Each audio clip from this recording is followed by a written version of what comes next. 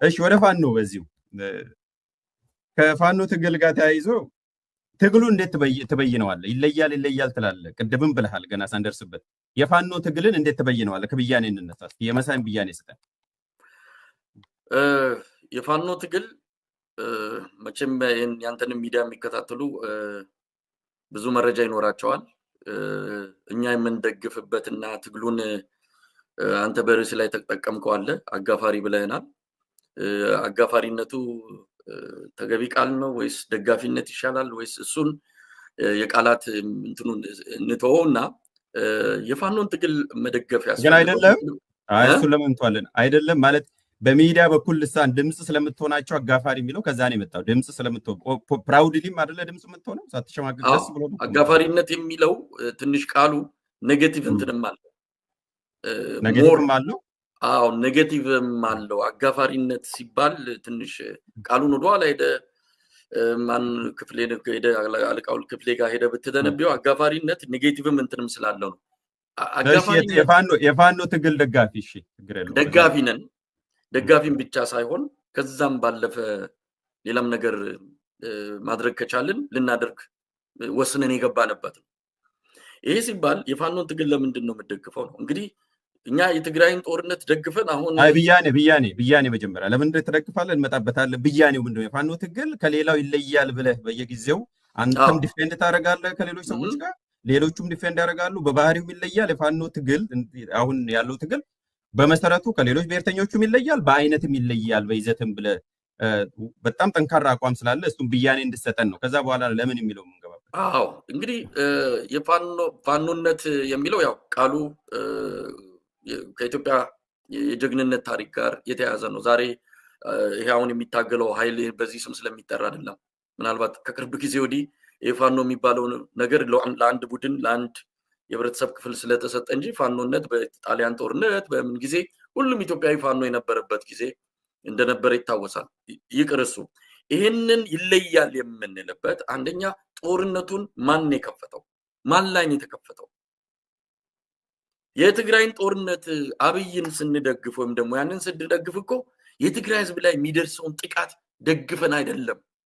ህወሓት የሚባል በእብሪት የተነሳ ከእንደገና ተመልሼ ከተገፈተርኩበት የ4 ኪሎ ወንበር ላይ ተመልሼ መምጣት አለብኝ ብሎ ከእንደገና ሰነድ ጽፎ የመጣ ኃይል ኢትዮጵያን እናፈርሳለን፣ ሲኦልን ገብተን ቢሆን እናጠፋታለን የሚል ኃይል ስላለ ያንን ኃይል የሚመታ አካል ሲመጣ የትግራይን ህዝብ አይደለም። አሁንም እዚህ ጋር ጥንቃቄ ያስፈልጋል። ባይዘዌ እንደዛ አልተባለም። እዚሁም ለማስተካከል አቶ ጌታቸው ረዳ ነው ለኒውዮርከርስ የተናገረውና የፕሮፓጋንዳ የወቅቱ ሰለባ ሆናል ብዬ ነው የማስበውና በግልጽ ለኒውዮርክ ታይምስ አቶ ጌታቸው ረዳ በዛ ጊዜ በ2001 ላይ የሰጠው ቃለ ምልልስ ላይ ኢትዮጵያን የትም ገብተን እናፈርሳለን አላለም።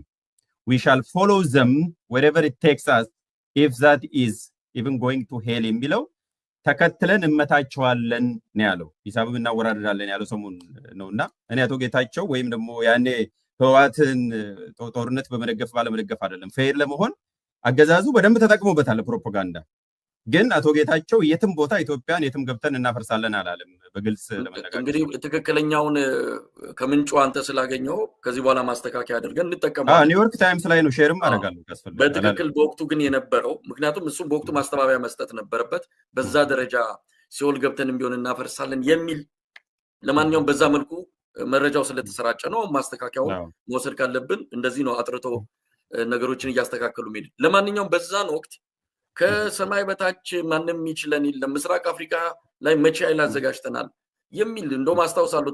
ጥቅምት 13 ጥቅምት 24 ሰሜን ዕዝን ለመምታት ጥቅምት 13 የወጣች የህወሓት ሰነድ አለች 86 ገጽ። እሷን በደንብ መመልከት ያስፈልጋል እና እዛ ላይ በትክክል ተቀምጧል። ህወሓት ዳግም ወደ ኢትዮጵያ መንበረ ስልጣን ቢመጣ ምን አይነት ፓርቲ ሊሆን ይችላል፣ ምን አይነት ሀገር ሊፈጥር እንደሚችል እንደዛ አይነት አገዛዝ ላይ የተከፈተ ጦርነት ነው። ማንም የጀመረው በእርግጥ እነሱን የጀመሩት ጥቅምት 4 ላይ አሁን የሚወጡ መረጃዎች የተለያየ መልእክት ስላላቸው እሱን አሁን እዚህ ላይ አልጠቅስም። ግን ይህንን ኃይል ለመምታት የተደረገ ጦርነት ነው። አሁን አማራ ክልል ላይ የተጀመረው ጦርነት ግን በእብሪት ህዝብ ላይ ቡድን አይደለም፣ ህዝብ ላይ የተከፈተ ሱሪ እናስፈታለን መሳሪያ እናስፈታለን ብሎ አብይ አህመድ በእብሪት የገባበት ጦርነት ነው። ህዝብ ላይ ነው የተኮሰው። ፋኖ የሚባል የተደራጀ ኃይል አልነበረም በወቅቱ። አንዳንድ በየጎጣቸው በየመንደራቸው ጎበዝ አለቃ የሆኑ አሉ። እንደዚህ ግን ማሲቭ በሆነ መልኩ ህዝቡ ፋኖ እንዲሆን ያደረገው የአብይ ጥቃት ነው። ለይቶ አይደለም፣ ገበሬውንም ምኑንም ነበር የሚያጠቃው። ስለዚህ ይለያል፣ የፋኖ ትግል ይለያል። ህልውናን ማስከበር ነው፣ ህልውናን ማስጠበቅ ነው፣ እንኑር ነው፣ አትግደሉን ነው። አትግደሉን ብሎ የተጀመረ ትግል ነው። ወደ ስልጣን እንሂድ አይደለም፣ ወደ ስልጣን እንሂድ ሳይሆን ህልውና ላስጠብቅ ያለን ህዝብ ኦሮሞም ቢሆን ትግሬም ቢሆን ማንንም እንደግፋለን። በግሌ ደግፋለሁ። ወደ ስልጣን ግን አላሉም። ሌትሊ በዛውም እንትን እያደረግን እንድንሄድ ነው የሚሰማ ከሆነ መሳይ። ወደ ስልጣንማ በይፋም ተብሏል እኮ። አንደኛ ስልጣን ሳይያዝ ወደ ኋላ እንድንመጣበት ብዬ ነው እንጂ የግል አቋሜም ፍሮም ዘ ጌት ጎ ከመጀመሪያው ቀን የአማራ ህዝብ ላይ የሚደርሰው መዋቅራዊ ጥቃት ነው ብለን ከተስማማን፣ ዝም ብሎ ተራ ሳይሆን መዋቅራዊ ጥቃት ከሆነ መዋቅርን የምቀይረው ስልጣን ይዘ ነው እና ያንንም የፋኖ ሁሉም በግራም በቀኝም የተሰለፈው እኮ አምኖበት አዎ ምንም የሚያስፈራን የለም ስልጣንም ለመያዝ ነው ብሎ ተናግረዋል። እና እነሱ የተናገሩትን ስልጣን ለመያዝ አይደለም ብሎ እዚህ መናገሩ ኖ አይደለም። አሁን እዚህ ለምን ትግል እድገት ደረጃ አለው። መጀመሪያ መነሻ አለው። መነሻው ራስን ማዳን ነው። እድገቱ ኖሮት አይደለም ስልጣን መያዝ፣ ሌላም ሊመኙ ይችላሉ፣ ሌላም ሊያደርጉ ይችላሉ። ይሄ ችግር አይደለም። ስልጣንም ስትይዝ ነው በኋላ ላይ ህልውና የምታስከብረው። የመጀመሪያው ግን መነሻ ምክንያታቸው ስልጣን መያዝ የሚል አይደለም። ሁሉም ዲሞፍተሩን ነፍጡን አንስቶ የወጣው መሳሪያ አትነጥቀኝ፣ ምክንያቱም እኔ መነሻም ስለነበረኝ ነው። አብይ አህመድ ያን የተገናኘን ጊዜ ጠይቄው ነበረ። ደሴ ላይ እነዚህ ሰዎች ሊገቡ እኮ ነው እና ምንድነው የሚደረገው ስለው፣ እንዴ አማራ ክልል ውስጥ 600,000 መሳሪያ አለ፣ ህዝቡ ታጥቋል። እንደ አማራ ማህበረሰብ ዓለም ላይ የታጠቀ ማህበረሰብ የለም። 600,000 መሳሪያ እንዳለ እናውቃለን። ታዲያ አይዋጋም? ማንን ነው የሚጠብቀው? መከላከያ እንዲሞትለት ነው? ይሄንን ያለኝ። ስለዚህ ይሄ ማህበረሰብ ላይ የሆነ ነገር ታስቧል። እዚህ አንድ ወቅት ላይ ያኔ ኢሳት በነበረን ጊዜ ለውጡ መጥቶ አንድ ዲፕሎማት አለ፣ የኦሮሞ ዲፕሎማት ነው። አንዳንድ ጊዜ አለመቅረጽ በስልክ የምታወራውን ነገር እንዲህ ዝም ብለህ ወሬና ሀሜት ይመስላል እንጂ በጣም የሚያስደነግጥ ነገር ነው የነገረን። ጦርነቱ ሊጀመር አሁን ህወሓቶችን ጥርሳቸውን እናራግፋለን፣ ለማዕከላዊ መንግስት ስጋት ከማይሆኑበት ደረጃ እናደርሳለን፣ ግን ትልቁ ጦርነት አማራ ክልል ይቀረናል። ስለዚህ አስበውበት ታልሞ ታቅዶ የገባ ነው። የትግራዩ ጦርነት ህወሓትን ማዳከም፣ የአማራ ግን ጦርነት አማራ የሚባለውን ማህበረሰብ ትጥቅ አስፈትቶ ሽባ ማድረግ ነው። ስለዚህ ይህንን ማህበረሰብ መደገፍ እውነቴን ነው የምልህ ጽድቅ ነው ብዬ ቃሉን አልጠቀሙም፣ ግን ተገቢ ነው። ኢትዮጵያንም ማዳን ሊሆን ይችላል። አሁን አንዳንድ ብሔርተኞች ቅድም ያልካቸው ጽንፈኞች፣ እውነቴን ነው የምልህ የአማራ ጽንፈኛ፣ የኦሮሞ ጽንፈኛ፣ የየትኛውም ጽንፈኛ ጤናማ አይደለም። ጽንፈኝነትን በልኩ እንግለጸው። አማራ ነው አይደለም የሚለውን ብንገባበት ነው የሚሻለው። አሁን ነገር የሚገለጽ አይደለም። በተለይ አዎ ፋኖ የተደራጀ አንድ ወጥ የሆነ መዋቅር ስለሌለው የተለያዩ አካላት መግለጫ ይሰጣሉ፣ የተለያዩ ሰዎች ሚዲያ ላይ ይወጣሉ። እነሱ የሚናገሩትን ይዘን የአማራን ህዝብ ትግል መበየን አንችልም። ግን የአማራ ብሔርተኝነት ብለው ነው የሚገልጹ። ወደዛው አንዴ እንግዲህ በዛው እንግባ መሳይ እና ብያኔውን አስቀምጣለ። መነሻው ነው ኮዝ አለው፣ ግልጽ ነው። ኮዙ እንዳውም የዘገየ ነው፣ ረጅም ጊዜ የቆየ ነው። በምን መልኩ ነው ያን መመለስ ያለበት የሚለው ሊለያይ ይችላል ሰው። ግን የአማራ ህዝብ ኮዝ አለው፣ ጀስቲፋይድ የሆነ የፍትህ የእኩልነትና የነፃነት ከዛም አልፎ ማንነት ላይ ያነጣጠረ ጥቃት ሲደርስበት ነበረ። ይሄ ግልጽ ነው፣ ሊሰመርበት ይገባል። ከዛ በኋላ ነው ስለ ስትራቴጂ በፋኖ በኩል ይሁን በሌላ በኩል ይሁን በምርጫ ይሁን በሰላማዊ ይሁን የሚለው ከዛ ስለ ስትራቴጂ ነው የሚወራው። ቀጥሎ ቅድም እንዳልከው ደግሞ ግቡ ምን መሆን አለበት በሚለው ላይ ነው እንጂ ኮዝ ላይ ሸፍጥ ካልሆነ በስተቀር ኮዝ የለውም ብሎ የሚከራከር ሰው ትክክለኛ ሚዛናዊ የሆነ ሰው ይኖራል ብዬ አላስብም። እሱን እንያዝና ፋኖ የአማራ ፋኖ እንደዛ ብለው ነው የሚገልጹት ራሳቸውና አብዮት ነው የያዝነው፣ ብሔርተኝነት ነው። እንዳውም የአማራ ብሔርተኝነትን እኮ ጥግ ላይ አድርሰነዋል። ይሄንን የሚሉት የአማራ ፋኖ በጎጃም ነው በግልጽ መግለጫ ሲያወጡ። ይሄ አብዮት ነው፣ ብሔርተኛ ነው። ለዛውም ብሔርተኛ ብቻ አይደለም፣ የታጠቀ ብሔርተኛ ነው። አማራ ከዚህ በፊት የታጠቀ ብሔርተኛ አይደለም፣ እንደምታውቀው ሲጀመር ብሔርተኛም አልነበረም። አሁን የታጠቀ ብሔርተኛ ነው። ሚሊታንት ናሽናሊስት ቡድን ነው ፋኖ። ስለዚህ ይሄንን እንደ ብሔርተኛ አይደለም ብለህ ልታስተካክለው ወይም ለሌላ መልኩ እንዴት ልገልጽ ትችላለህ? ባለቤቱ ራሱን የብሔርተኛ ነኝ ካለ በኋላ ብሔርተኛ አይደለም እንዴት ልንለው እንችላለን?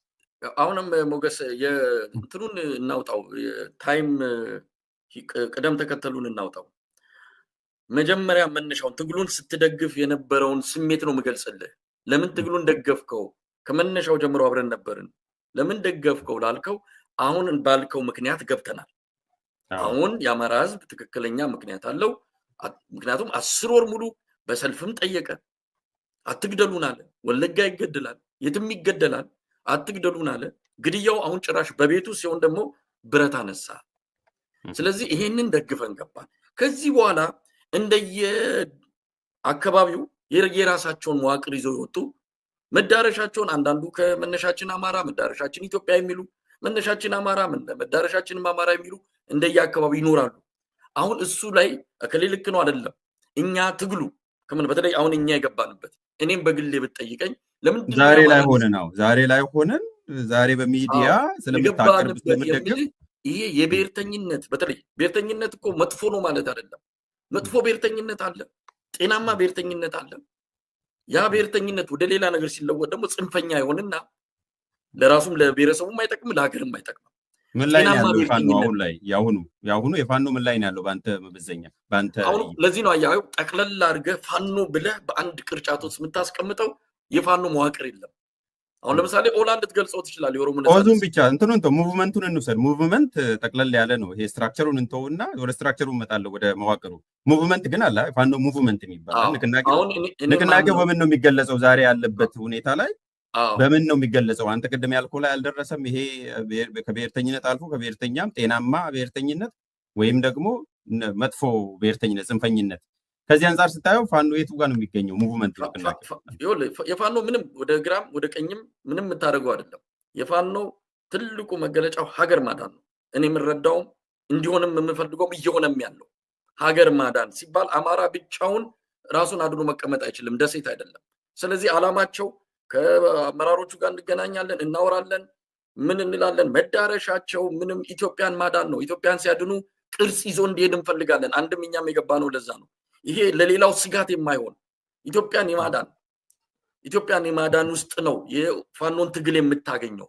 ሲናገሩም ሲጠሩም መግለጫም ሲሰጡ ኢትዮጵያ የምትባለውን ቃል ካፋቸው እንዳትጠፋ በጣም ጥንቃቄ እያደረጉ ያለበት ሁኔታ ነው ያለው። ይህን የሚለው ግን አንድ ቡድን ብቻ አይደለ። አንድ ቪዲዮ ምክንያቱም ፋክት ክሊር እንዲሆን ብዬ ነው፣ ላቋርጥ አይደለም። ይህንን የሚለው ግን አንድ ቡድን እኮ ነው። መነሻችን አማራ መዳረሻችን ኢትዮጵያ ነው፣ ኢትዮጵያን ማዳን አለብን የሚለው ከፋኖ ቡድን ውስጥ አንዱ ነው።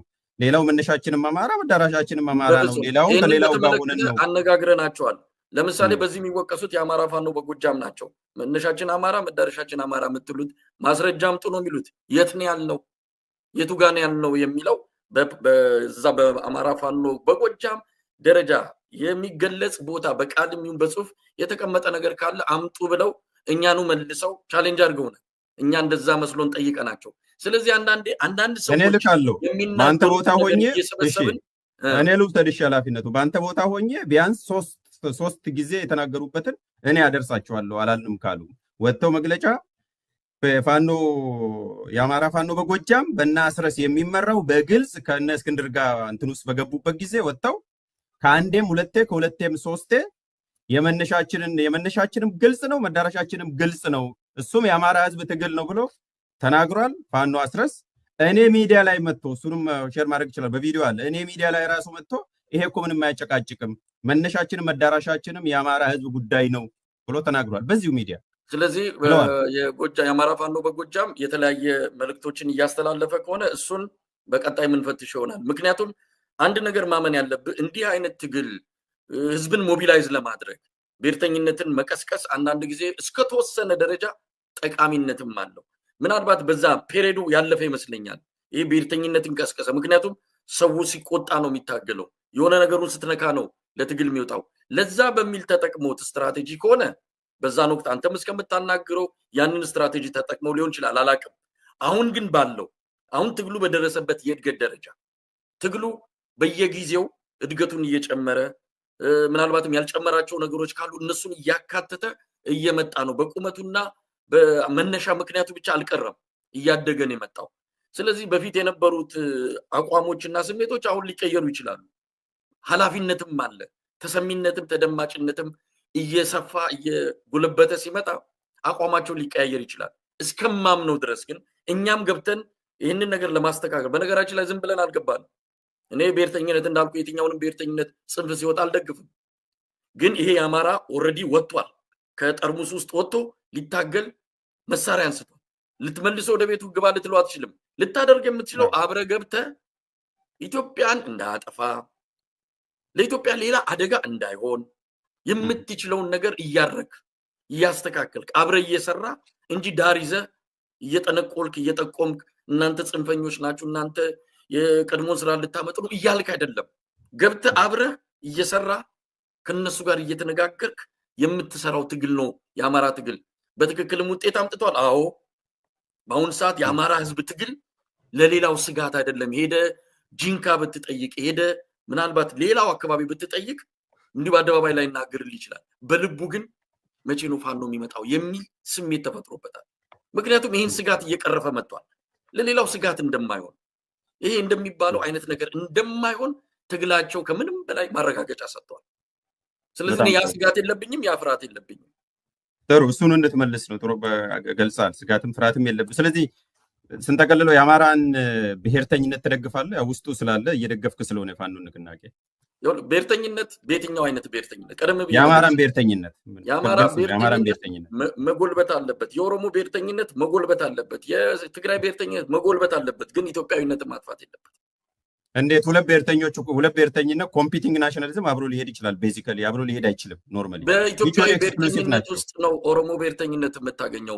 አንዱ ተመጋጋቢ እንጂ አንዱ መኖር አይችልም ነው እኮ። አሁን የጽንሰ ሀሳብ ጉዳይ ነው። በጽንሰ ሀሳብ ደረጃ እኔ እናንተ ኢትዮጵያ ብሔርተኝነትን ብንፈልግ ኢትዮጵያ ብሔርተኝነት እንዳይነካ ከፈለግን አጥሩን እንጦጦ አካባቢ እየደረሰ እየገጨ አይደለም ብሔርተኝነቱ የሚመለሰው።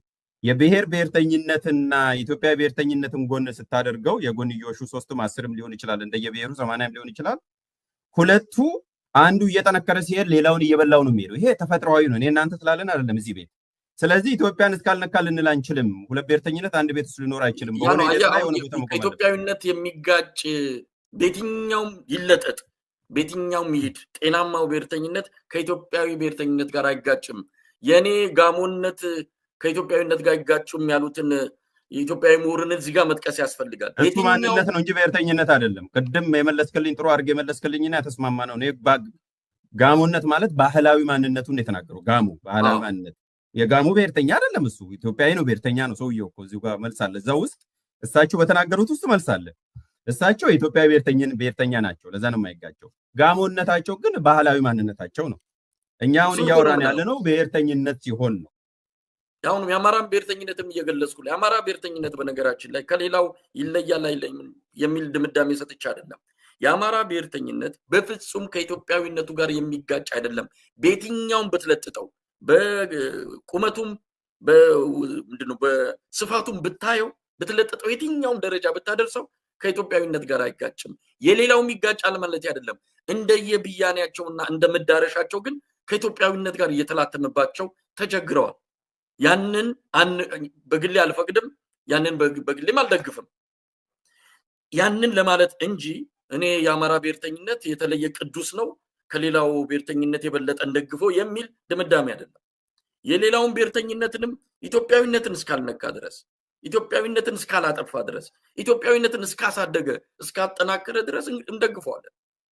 ሌላው ለሌላው ስጋትና ለሌላው ጠንቅ ሲሆን ግን የዛን ጊዜ አሁን የአማራ ብሔርተኝነት ለትግራይ ስጋት ከሆነ የአማራ ብሔርተኝነት ለኦሮሞ ስጋት ከሆነ አንድም ቀን እኔን እዛ አካባቢ አታገኝም።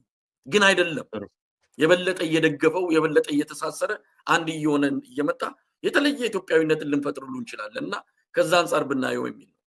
ምናልባት እይታ እንዳልከውም ከአማራ ብሔርተኝነት አንጻር ማንነትም ብያኔ አንጻር ስላየው ይሆናል እንጂ በጽንሰ ሀሳብ ደረጃ ከሄድን በጣም ግልጽም ነው። አንደኛ ብሔርተኝነት፣ ሁለት ብሔርተኝነት፣ ኢትኖ ናሽናሊዝም እና ኢትዮ ናሽናሊዝም እኩል በአንድ ሀገር ውስጥ እየጎለበቱ ቅድም እንዳልኩ ጎልብቶ ሄዶ ይሄ ባቡ እየዋጠው ነው የሚሄደው። ኢትዮጵያ ብሔርተኝነትን ማንነት የሚባሉ እየሆነም ነው። ፎርዛት ማተር ቤተክርስቲያን ውስጥ ገብቷል፣ እድር ውስጥ እየገባ ነው። ቀስ በቀስ እያለ ሙሉን በልጦት የሚቀረው አሁን ሩብ ጉዳይ ሪፐብሊክ ናቸው። ሌላ ጊዜ መወያየት እንችላለን። እያንዳንዱ ክልል ብለህ የምትጠራው አማራ ክልል ብሔራዊ ክልላዊ መንግስት ትለዋለህ፣ የትግራይ ብሔራዊ ክልላዊ መንግስት ነው።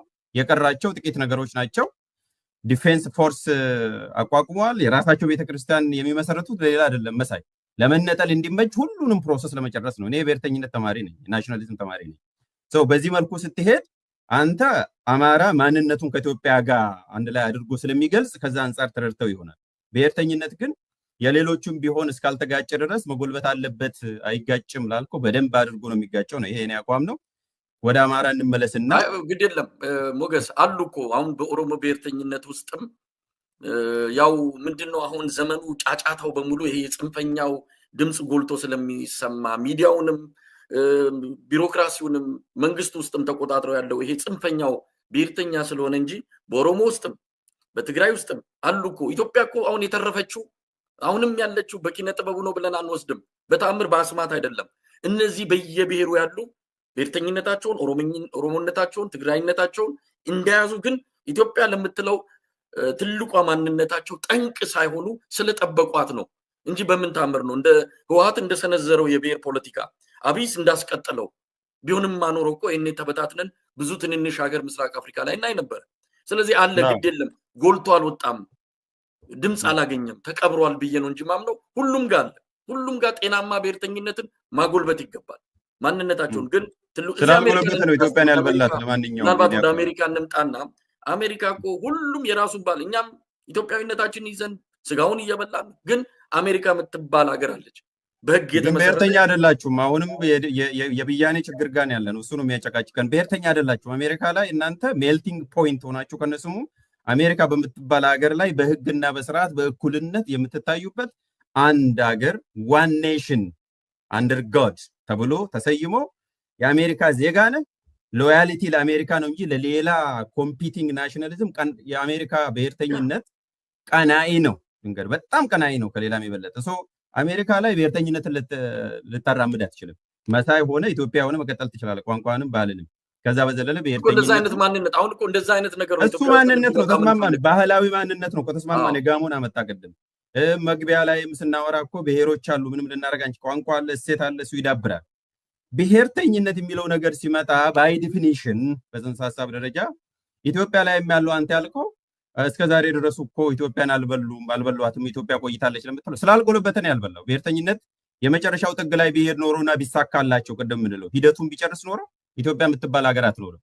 ሂደቱ ላይ ስላለ ስላልጎመራ ነው። እያንዳንዱ ብሔርተኝነት ቢጎመራና የሚፈለገው ደረጃ ቢደርሱ ኖሮ ቅድም አንተ እንዳልከው ስጋቱ እነሱ ለኢትዮጵያ ስላዘኑ ሳይሆን ብሔርተኝነቱ ስላልጎመራ ነው። አንድ ሁለተኛ የዓለም አቀፍ ፖለቲካ ስለማይመች፣ ሶስተኛ የኢህአዴግ ራሱ በጣም ጠፍንጎ ስለያዘ ነው። በአንድ በኩል የመገንጠል መብትና ብሔርተኝነትን ቅድም እንዳልከው በጡጦ እያሳደገ 4 ኪሎ ከገባ በኋላ ደግሞ ሌሎቹን ገንጣይ አስገንጣይ ብሎ ሲያባርር የነበረ ቡድን ስለሆነ ነው። እነኚህ 3 ፋክተሮች ስለነበሩ ነው እንጂ ብሔርተኝነት ለኢትዮጵያ አዝኖ አይደለም ኢትዮጵያ ቆየችው ነው መሳይ ነው ያቋም።